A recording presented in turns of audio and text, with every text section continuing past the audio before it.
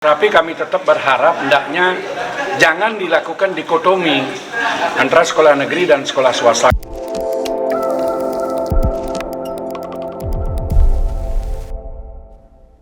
Guna menyongsong tahun ajaran baru, SMK PGRI 1 Badung menyelenggarakan workshop review kurikulum dan sosialisasi implementasi kurikulum Merdeka tahun pelajaran 2022-2023 pada Jumat 24 Juni 2022 di hotel sekolah setempat. Kurikulum ini merupakan implementasi dari kurikulum Merdeka dengan 3 variasi yakni Merdeka Belajar, Merdeka Berubah, dan Merdeka Berbagi. Ketua YPLP Kabupaten PGRI Badung Imade Gede Putra Wijaya menyampaikan, merubah kurikulum merupakan sebuah keharusan agar terjadi link and match antara dunia pendidikan dengan kebutuhan dunia usaha dan dunia industri. Tentu bahwa review daripada kurikulum itu adalah sebuah keniscayaan. Kenapa? Karena bagi kita merubah kurikulum itu adalah sebuah keharusan agar terjadinya link and match antara proses yang kita lakukan dengan output kita sebagai sebuah lulusan, dan tentunya juga nanti akan sesuai dengan harapan daripada dunia usaha dan dunia industri. Seperti kami di sini mengelola program kepariwisataan gitu, ya tentu nantinya yang terakhir itu sejauh mana kita bisa melaksanakan penyesuaian itu terhadap adanya tuntutan dari dunia usaha dan dunia industri. Pada review kurikulum yang juga dihadiri Kepala Bidang SMK Distikpora Bali Imade Sutarjana itu, Putra Wijaya menyampaikan curahan hati kepada pemerintah Provinsi Bali yang terus-menerus membangun sekolah negeri tanpa memperhatikan keberadaan sekolah swasta. Meski demikian, Putra Wijaya mengapresiasi pendidikan sekolah baru sebagai kewajiban pemerintah, tetapi hendaknya tidak ada dikotomi antara sekolah swasta dengan negeri karena sebelum sekolah negeri dibangun, sekolah swasta telah berkontribusi besar terhadap dunia pendidikan.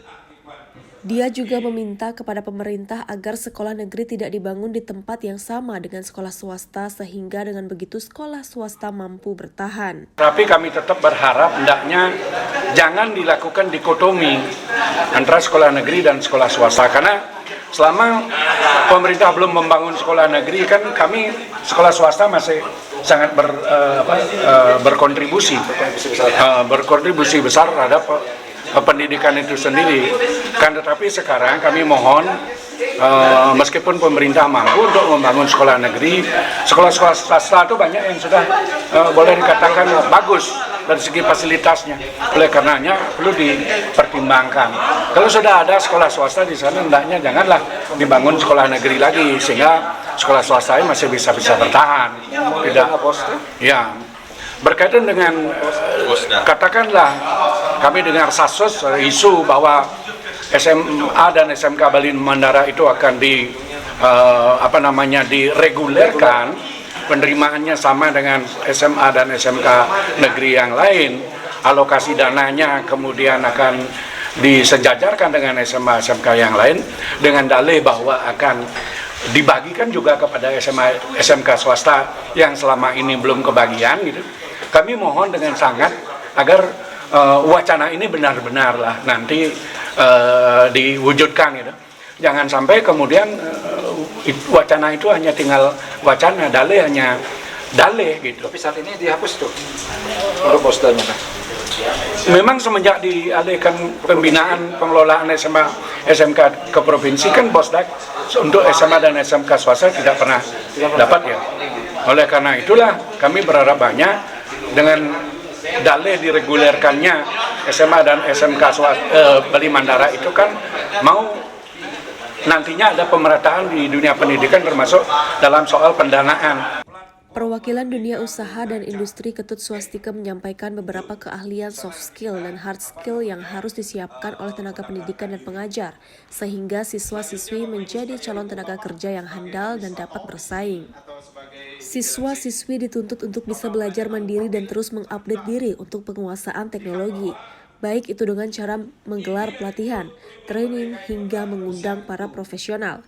Siswa harus aktif karena tantangan ke depan akan lebih berat. Perlu diingat juga menurut Swastika, Kedepan banyak potensi pekerjaan manusia akan tergantikan oleh robot. Kemajuan ini juga diprediksi melanda dunia pariwisata sehingga lembaga pendidikan vokasi, khususnya SMK, harus adaptif terhadap perkembangan zaman. Siswa-siswi dituntut untuk bisa belajar mandiri dan sekaligus mengupdate diri untuk mengarah penguasaan teknologi. Ya, baik itu mulai sarana-sarana pelatihan, training, mengundang profesional, segala macam, sehingga bisa menambah ilmu mereka, pengetahuan mereka dari sisi soft skill maupun hard skill-nya. Itu sih intinya tadi. Ya, artinya tantangan ke depannya tidak jauh lebih ringan, justru lebih berat. Apapun nama kurikulum yang dari pemerintah, itu aja merupakan bagian dari yang harus diikuti, sekaligus sekolah harus proaktif menyediakan ilmu-ilmu tambahan ataupun pelatihan-pelatihan tambahan sehingga siswa-siswa yang bersekolah maupun yang mengenyam pendidikan di salah satu sekolah yang ada sekarang ini pada saat mereka keluar sudah full skill istilahnya. Ya, full skill itu memang